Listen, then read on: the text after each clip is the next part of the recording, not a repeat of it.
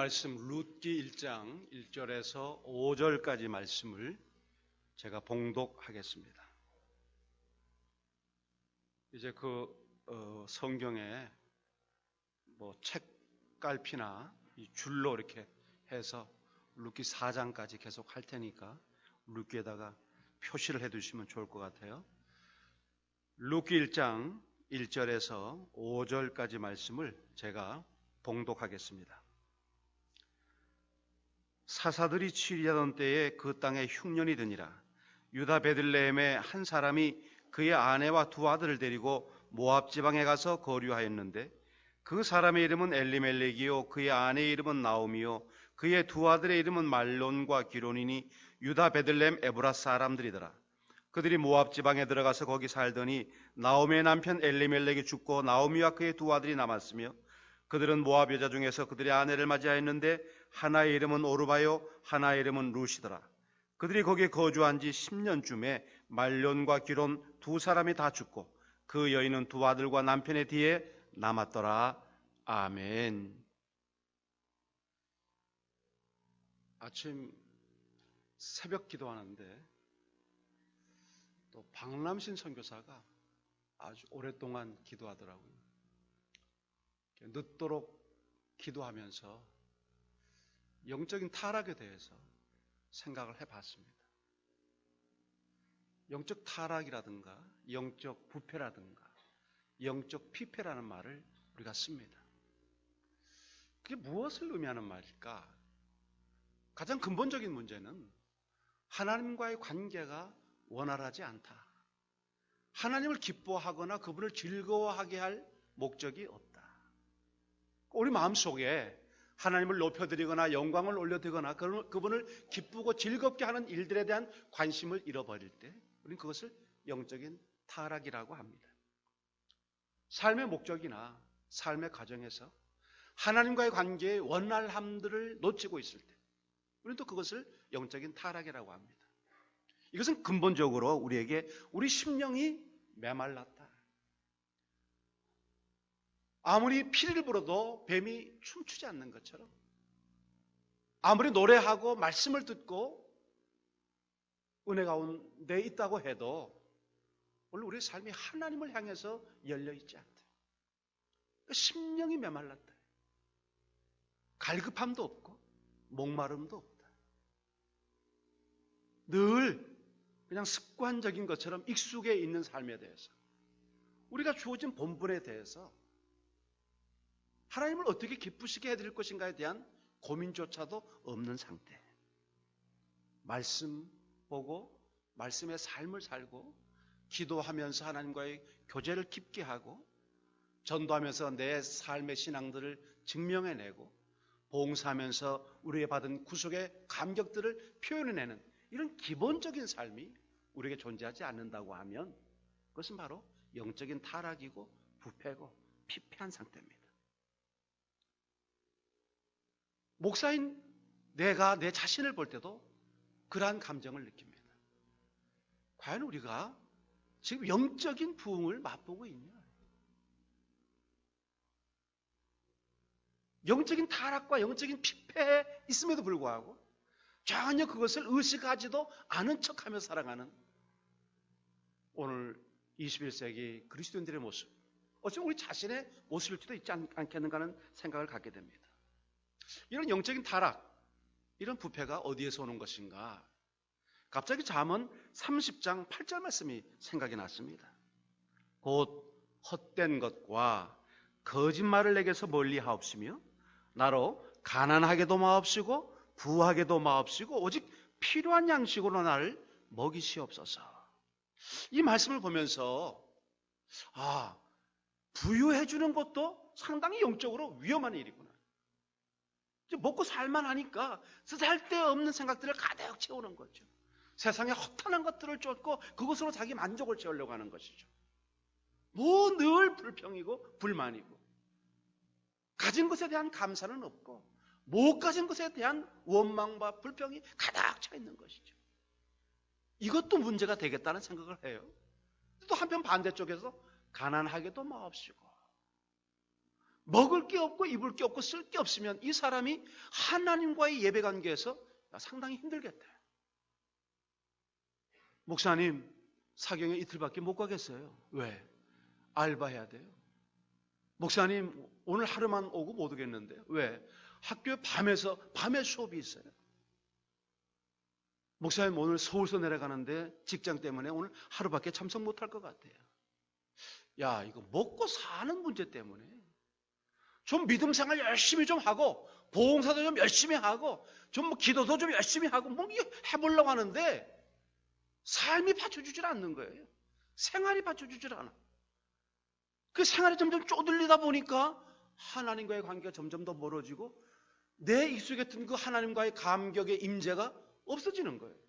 그냥 멀리 있는 것 같은 하나님만 느끼면서 그냥 의식적으로 이러면 안 되는데 하는 느낌만 가지고 있지 뭔가 움직임이 없는 거죠.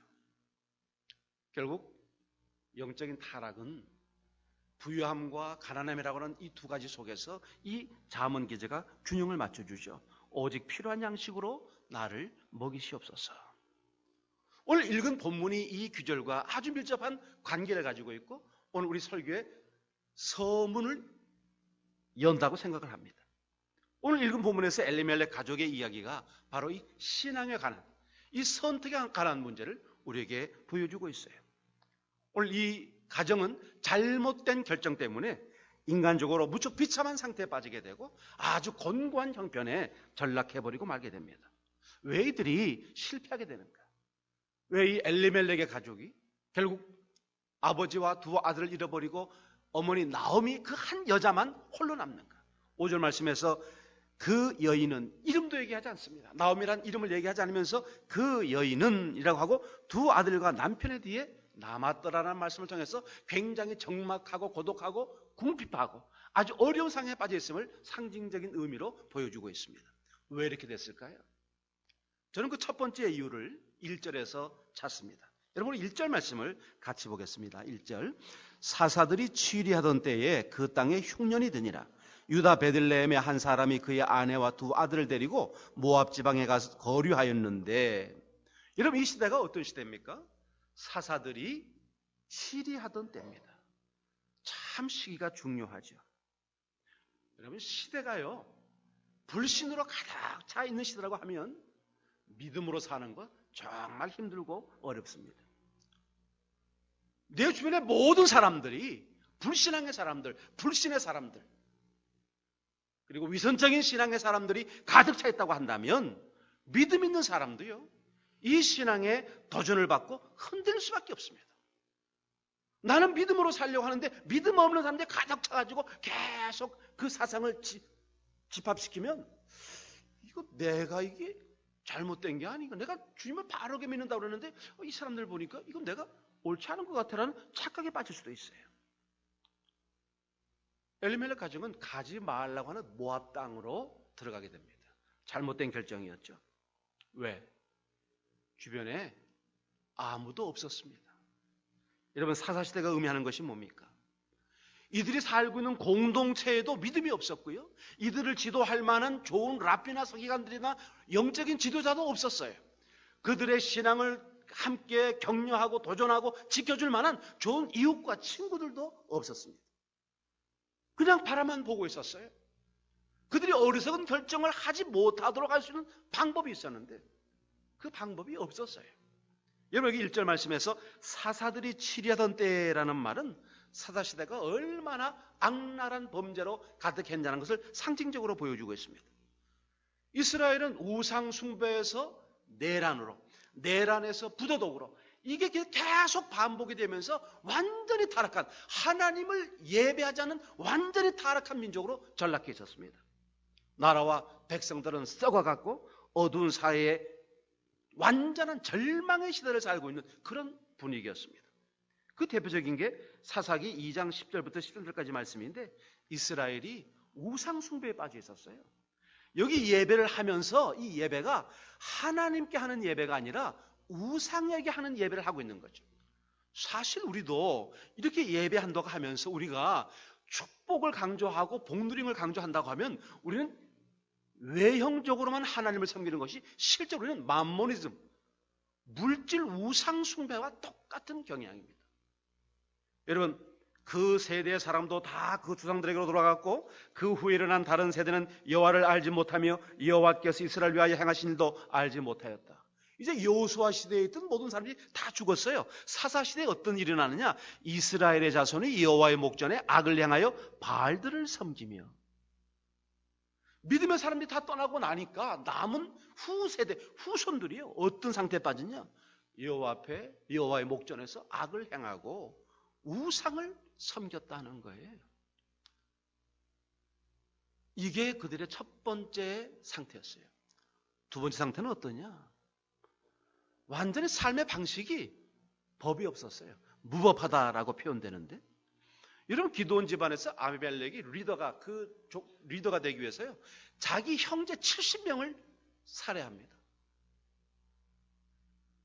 70명이 주인 되는 게 좋으냐, 한 명이 주인 되는 게 좋으냐, 내가 주인 되다 해가지고 자기 세습을 할 수 있는 70명의 형제들을요, 잔혹하게 학살을 합니다. 오브라에 있는 그 아비 집에 가서 여룻바벨의 아들 곧 자기 형제 70명을 한 바위 위에서 죽였으되 가족 살인이 일어나고 있는 거예요. 이게 오늘 우리가 볼 수 있는 이 악한 사사기 9장 5절이에요. 그 다음에 악랄한 만행이 거침없이 행해지는데요, 이제 마지막 사사기 19장 부분으로 가는데 무슨 일이 있느냐? 한 레위 사람이 첩을 데리고 여행 중에요, 집단으로 성폭행을 당합니다. 성폭행을 당하고 그 레위는 이 자기 첩이 죽은 데 대한 복수를 위해서요, 자기 그 첩의 시신을 12토막을 냅니다. 12토막을 내가지고 12토막을 12부족에 다 보냅니다. 그래서 자기 억울함을 해소시켜달라고 해가지고 여기서 이제 전쟁이 일어나게 됩니다. 자, 여러분, 이스라엘 사람이 시신을 토막을 낸다. 그것도 12토막을 내서 기별한다. 이건 상상도 할 수 없는 일입니다. 여호와의 종교에서는 거룩하고 순결하고 정당하고 적법한 것들을 항상 원했었어요. 그런데 이 사회가 얼마나 타락했으면, 이런 일들이 일상적으로, 이건 특별한 경우가 아닙니다. 지금 일상적인 많은 일들 가운데 하나의 예를 들고 있을 뿐입니다. 여러분, 타락한 시대일수록 경건한 공동체에 속해 있어야 됩니다. 믿음의 생활을 살기 어렵고 도전이 많을수록 경건한 멘토를 소유하고 있어야 됩니다. 정말 시대가 더 악해질수록 우리는 경건한 믿음의 사람들과 함께 팔짱을 끼고 이 믿음의 대오를 흐트러서는 안 됩니다. 그런데 이들에게는 경건한 공동체도, 경건한 리더도, 경건한 이웃도 없었다는 거예요. 이것이 그들이 영적인 타락을 맛보는 첫 번째 이유입니다. 사사 그 시대의 배경이기도 하고요. 두 번째, 그들이 왜 이렇게 나오면 낳는 불행의 삶을 살게 되는가? 그건 역시 또 1절입니다. 여러분, 여기 말씀 보니까 1절에 사사들이 치리하던 때에 그 땅에 뭐가 들었다고요? 흉년이 드니라 그랬습니다. 흉년이 들었어요. 자, 흉년이 들어서 먹고 살라고 하니까 어디로 가느냐? 모압 지방으로 내려가는 거예요. 양식을 얻기 위해서 모압 지방으로 가는 겁니다. 여러분, 흉년이 드니라라는 말 참 불길한 말이죠. 왜? 이들이 살고 있는 데가 베들레헴입니다. 베들레헴의 이름이 뜻이 뭐죠? 떡집입니다. 베들레헴의 그 이름이 표하고 있는 게 떡집이에요. 항상 양식이 넘쳐난다는 뜻이죠. 여기서 다윗의 고향이고 예수님이 태어나신 곳입니다. 풍부하고 넘치는 곳이 있어야 될 이 떡집에 떡이 없는 거예요. 교회를 나왔는데 하나님의 말씀을 들을 수가 없어요. 하나님을 높여드리는 찬양이 없어. 성도의 진지한 교제가 없어. 그럼 그건 교회가 아닌데 껍데기만 교회라는 거예요. 왜 흉년이 들었을까? 우리가 짐작하건대 이거는 이스라엘의 죄악 때문에 하나님의 징계라고 생각합니다. 백성들의 죄 때문에 하나님께서 그들을 정신 차리고 돌아오게 하기 위해서 그 범죄로 인한 극심한 흉년을 맛보게 하는 거죠. 이 땅에서 남아서 하나님을 신뢰하는 대신에 엘리멜렉과 나오미와 두 아들은 모압 땅으로 내려갔어요. 아브라함도 그런 실수가 있었죠. 먹고 살기 위해서 애굽 땅에 갔다가 아주 큰 코 다치고 돌아오는 경우가 있었죠.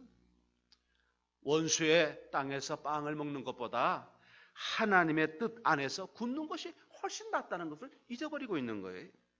여러분 여기 1절 말씀에서 거류하였는데 그랬어요. 여기 모압 지방에 가서 거류하였는데라는 이 거류라는 말은요, 그냥 얼마 동안 여행한다, 흉년을 잠시 피해서 이 흉년 때만 잠시 내려갔다 온다는 그런 뜻입니다. 그래서 히브리어 언어에는 뭐라냐면 더부살이 하러 갔다 이렇게 되어 있어요. 잠깐 머물러 간 거예요. 아주 지금 당장 극심한 이 빈곤을 해소하기 위해서. 근데 여러분 3절 말씀 보십시다. 우리 3절 같이 봅니다. 3절. 나오미의 남편 엘리멜렉이 죽고 나오미와 그의 두 아들이 남았으며. 남았다는 말이 뭐죠? 눌러 앉았다 그 말입니다. 양식 얻으려고 잠깐 다니러 간 길인데 에라 그냥 여기가 그냥 쌀이 계속 나오니까 그냥 여기 눌러 앉자 하고 앉은 거예요. 언제까지? 아버지와 두 아들이 죽을 때까지 계속 된 겁니다. 근데 이 가족이 그저 이렇게 간 것만 해도 문제인데요, 다음 문제가 또 있어요. 여러분 6절 말씀을 보세요. 우리 6절 말씀을 같이 보겠습니다. 그 여인이 모압 지방에서 여호와께서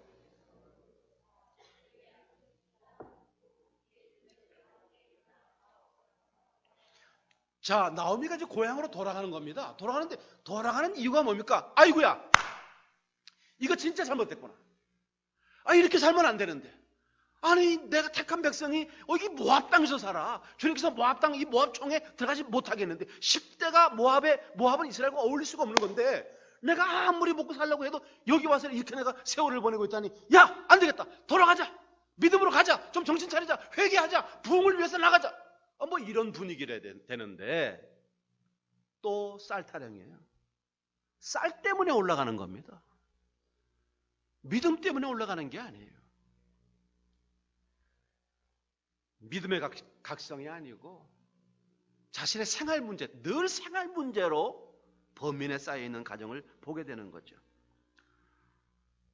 이 가정은 주님의 인도하심, 주님의 배려, 주님의 공급하심, 주님의 섭리에 대해서 기다릴 줄 모르는 급한 성격을 가진 것 같아요.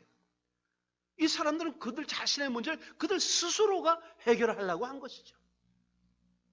기도하면서 주님의 뜻을 기다리면서 주님께 주시는 이 은혜에 대해서 기다려야 되는데, 여러분 실패하는 사람들의 특징이 뭡니까? 성급한 겁니다.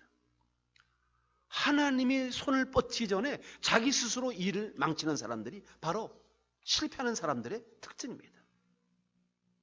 주님을 의심하고 불순종하고 주님에 대한 기대치를 낮추고 결코 주님이 자신의 삶에 관여하지 않을 것이라는 엉뚱한 확신에 빠지게 되면 바로 실패하게 됩니다. 여러분 예수님께서 말씀하셨죠? 사람이 떡으로만 살 것이 아니고 하나님의 말씀으로 살 것이다. 배고프고 굶주릴 때 하나님의 은혜를 구합니다라는 간절함이 우리에게 필요합니다. 하나님의 말씀으로 살아야 한다는 사실을 잊어버리게 되면 주님을 향한 그 은혜에 대한 소망과 희망을 잊어버리게 되고 결국 인간적인 선택을 할 수밖에 없습니다. 아니 왜 나한테 이런 일이 일어납니까? 왜 나한테 이런 고통이 있습니까? 왜 나한테 이런 빈곤과 이런 슬픔이 있습니까? 이 원망을 우리가 인생을 살아가면서 한 번쯤은 주님에게 했을 겁니다. 그러나 이 원망 이전에 주님의 뜻이 무엇입니까? 주님이 나에게 원하는 것이 무엇입니까? 주님의 뜻을 찾는 데 실패하면 세상 것을 쫓고 세상의 것들을 바라보게 됩니다. 로마서 8장 말씀이 생각나죠. 영의 일을 쫓는 사람은 영에 속한 사람이고 육의 일을 쫓는 사람은 육에 속한 사람이다. 이들은 그들 스스로가 육에 속한 사람인 것을 증명해낸 겁니다. 세 번째, 이들이 왜 이런 실패의 삶을 계속하냐? 여러분 2절이에요. 우리 2절 말씀을 같이 읽어보겠습니다. 2절 말씀 봅니다. 그 사람의 이름은 엘리멜렉이요 그의 아내의 이름은 나오미요 그의 두 아들의 이름은 말론과 기론이니 유다 베들레헴 에브라 사람들이더라. 그들이 모압 지방에 들어가서 거기 살더니. 페이스북을 보게 되면 저도 잘 아는 분들이 많이 글을 쓰셔요. 정말 많은 사람, 저도 물론 포함돼서 글은 무척 화려하고 넘치고 풍성하고 아는 것도 많고 학심도 많고 뭐 그런 굉장합니다. 근데 그 사람의 삶은 참 비참하고 부질없는,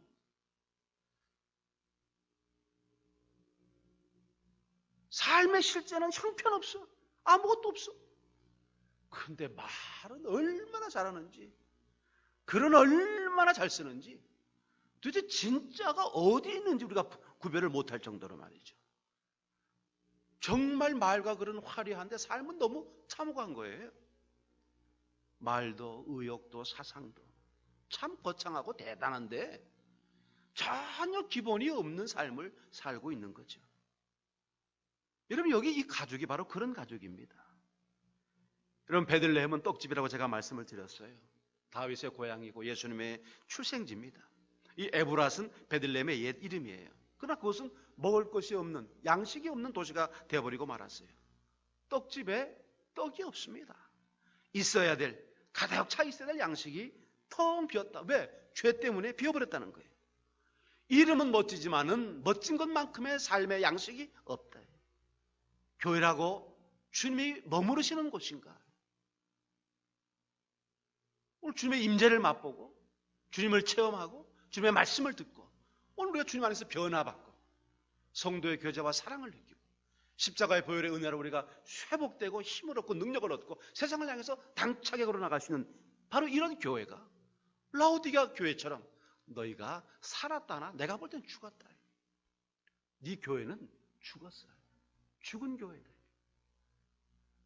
너가 뭐 살아있다고 온갖 말 해야 되지만 그거는 화려한 수사에 불과해. 내가 볼 때 넌 아무것도 아니잖아. 너 뭘 하고 있는데? 이렇게 말씀하는 것과 이 2절이 똑같습니다. 여러분 보세요. 가족들 이름을 보면요, 이 여행이 얼마나 슬픈 여행인지를 알게 됩니다. 자, 엘리멜렉 뜻 이름이요, 하나님은 왕이시다라는 말입니다. 대단한 이름 아닙니까? 정말 아주 강한 신앙적인 이름이죠. 엘리멜렉, 엘 하나님, 여기 리멜렉은 뭡니까? 왕이시다란 말이거든요. 이 부모가 굉장히 경건한 사람인 것 같아요. 왜? 애 이름을 믿음으로 줘줬잖아요. 근데 엘리멜렉은 하나님을 왕으로 섬기지 않았습니다. 자신이 스스로 왕이 되기 위해서 내려온 사람이죠.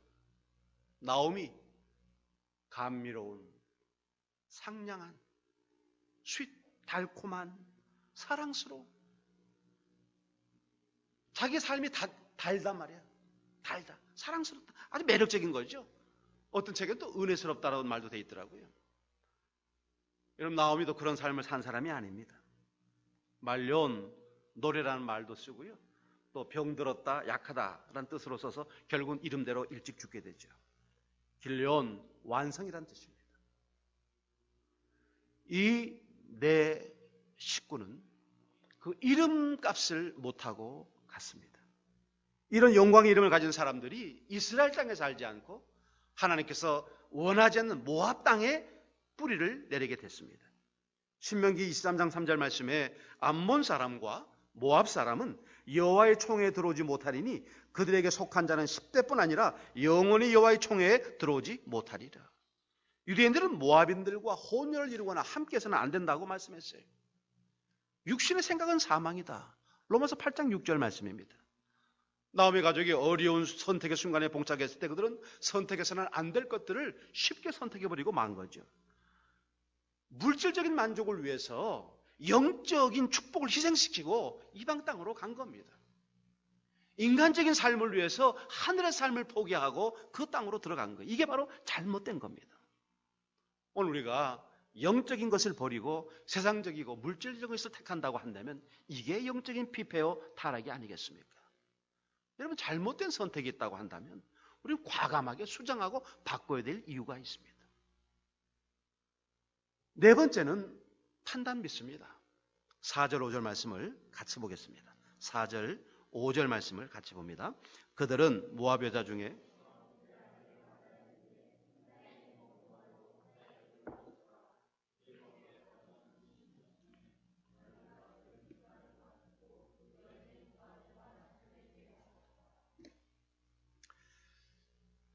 이주하는 것도 잘못된 선택이었고 결정이었지만 이 4절 5절 보니까 모압 여자와의 결혼을 또 합니다. 아주 하나님이 질색팔색 하시는 일을 이 엘리멜렉 가정이 쉽게 성사를 시키는 거예요. 해서는 안 될 이 두 번의 결혼 때문에 그들은 원하지 않는 3번의 장례식을 택하게 됩니다. 두 번의 기쁨 넘치는 결혼식이 있었지만 이것보다 훨씬, 이 축복보다 훨씬 더 상세할 만큼의 3번의 장례식을 치르게 됩니다. 이방인들과 분명히 결혼하지 말라고, 이방인과 결혼해서는 안 된다고 단언적으로 말씀을 하셨어요. 근데 뭐라 그랬습니까? 그들은 모압 여자 중에서 그들의 아내를 맞이하였는데 오르바와 루치였다. 이건 신명기 7장 3절 말씀에서 이렇게 말합니다. 또 그들과 혼인하지 말지니 내 딸을 그 아들에게 주지 말 것이요 그 딸로 내 며느리를 삼지 말 것은 그가 내 아들을 유혹하여 그로 여호와를 떠나고 다른 신들을 섬기게 하므로 여호와께서 너에게 진노하사 갑자기 너희를 멸하실 것임이니라. 결국은 한 번 잘못 선택하니까 계속 잘못하게 되는 거죠. 단추 한 번 잘못 꿰니까 계속 엉뚱한 방향으로 가는 거예요. 여러분, 인생이라고 하는 거는 아주 오랜 시간이 아닙니다. 힘들 때는요, 시간이 지겹지만 지나고 난 시간은 엄청 빨리 간 시간이 되고 맙니다. 근데 그 시간을 돌이켜볼 때 찬양과 감사와 기쁨과 영광을 돌리는 제목보다 탄식과 원망과 회개와 고통의 이야기들로 점철되어 있다면 이것처럼 우리 인생이 비참할 수가 없죠. 하지 말라는 일이 매력적이었을까요? 아니면 더 이상 고향으로 돌아갈 의도를 갖지 않았기 때문에 그냥 여기 모압에서 자신들을 모압화시킨 걸까요? 다시 하나님께로 돌아가야 되겠다. 다시 내 고향 베들레헴으로 돌아가야 되겠다. 다시 내 신앙의 본거지로 돌아가야 되겠다라는 것들을 포기하고 난 모압 사람들과 같이 모압 사람처럼 살겠다라는 결심을 했을까요? 여러분, 불신자의 결심은, 불신자와의 결혼은 상당히 우리에게 위험을 가중시키게 되어 있습니다. 오늘 하나님의 뜻을 어긴 사람은 육체적인 죽음도 중요하지만 사실 영적으로 죽은 것과 마찬가지입니다. 우리 젊은 형제자매들, 결혼 문제에 관해서는 주님의 원칙을 따라야 됩니다. 그것이 어렵고 힘들수록요, 말씀의 원칙을 지켜나가야 됩니다. 무슨 세상적인 조건들에 대한 많은 나열들보다도 하나님 안에 있는가에 대해서 가장 중요한 점수를 줘야 됩니다. 만일 이것에 실패하게 되면 우리 인생도 결국 실패할 수밖에 없다는 것을 알게 되죠. 여러분, 주님 말씀을 지키려고 받는 고난은요, 명분이 있지 않습니까? 가치가 있지 않습니까? 그러나 명분도 없고 진리도 없는 삶을 선택한다고 하면 그게 바로 불신앙입니다. 불신앙은 명분도 없어요. 그리고 진리도 없습니다. 그냥 오아시스에 불과할 뿐이에요. 잘 되는 것 같지만 가보면 아무것도 아닌 삶이라는 거예요. 이게 이 엘리멜렉 가족이 가지고 있는 4가지의 문제점이었습니다. 루키는 이렇게 아픈 이야기로 시작을 합니다. 오늘 말씀을 맺으려고 그래요. 난 이 본문에서요, 오늘 설교 주제입니다. 끝까지 주님과 함께 해라. 좋을 때만 함께 하지 말고, 부할 때만 함께 하지 말고, 가난할 때만 주님 찾지 말고, 부할 때든지 가난할 때든지 늘 주님과 함께 하라는 거예요. 오늘 우리 인생을 장례식으로 만들지 말고 결혼식으로 만들어라. 우울하고 슬프고 눈물 나고 괴롭고 하는 장례식으로 우리 인생을 만들지 말고, 그런 선택하지 말고 주님과 함께하는, 신랑 되신 우리 예수님과 함께하는 결혼식, 그런 사역, 그런 삶, 그런 봉사가 필요하지 않냐. 여러분, 우리 인생의 삶 가운데, 사역 가운데 우울한 시간들이 아니라 활기찬 장례식의 슬픔을 뛰어넘는 결혼의 축제 같은 삶이 여러분들 속에 있어지기를 바라겠습니다. 두 번째는요, 바른 선택을 하라는 거예요. 항상 신앙의 도전은 선택의 문제입니다. 뭘 선택할 것이냐. 우리 늘 결정해야 됩니다. 그 결정할 때 하나님 원하시는 결정, 하나님을 기쁘시게 하는 결정을 하라는 거예요. 힘들고 어려워도 오늘 우리 하나님께서 원하시는 것. 요셉은 결정했습니다. 보디발의 아내가 모든 인생에 대한 미래를 확정 지어줬어요. 너 나와 함께 하면 내가 누릴 수 있는 모든 것들 내가 너에게 주겠다. 그게 그 시대의 풍습이었습니다. 이런 보디발의 아내가 요셉에게 원했던 섹스는 뭐 특별한 게 아닙니다. 그냥 탁구 한 게임 치는 것 같은 그런 생각으로 그 여자들은 하고 있었어요. 그러나 요셉은 이 문제를 하나님 앞에 큰 죄라고 규정짓습니다. 세상 사람은 우리들에 대해서 이 모든 제약들에 대해서 그냥 스포츠야. 아니 한 잔 마시는 정도야. 그냥 교양이지. 아 괜찮아. 그러나 하나님은 그것을 하나님 큰 죄라고 명명짓습니다. 환경이 아무리 어려울지라도 하나님의 백성이 있어야 될 유일한 곳은 하나님 품 안입니다. 바로 선택이 있는 아름다운 삶. 그래서 마지막 말씀이에요. 삶을 아름답게 꾸며 가십시오. 인생 비록 힘들고 어렵고 눈물 나지만 마음 아프고 괴로운 일들 있지만 주님 나와 함께 하시기 때문에 주님의 위로가 있고 주님의 인도가 있기 때문에 그 주님과 함께 손잡고 가는 그런 삶을 살아드리는 저와 여러분들이 되기를 바라겠습니다. 이제 나오미의 가정은 슬픔으로 출발해서 고통으로 정착을 하게 됩니다. 이제 다음 시간 룻과 함께 나오미의 새로운 관계가 시작될 때 여러분 믿음의 도전과 은혜를 누리는 여러분 다 되시기를 주님의 이름으로 바라겠습니다.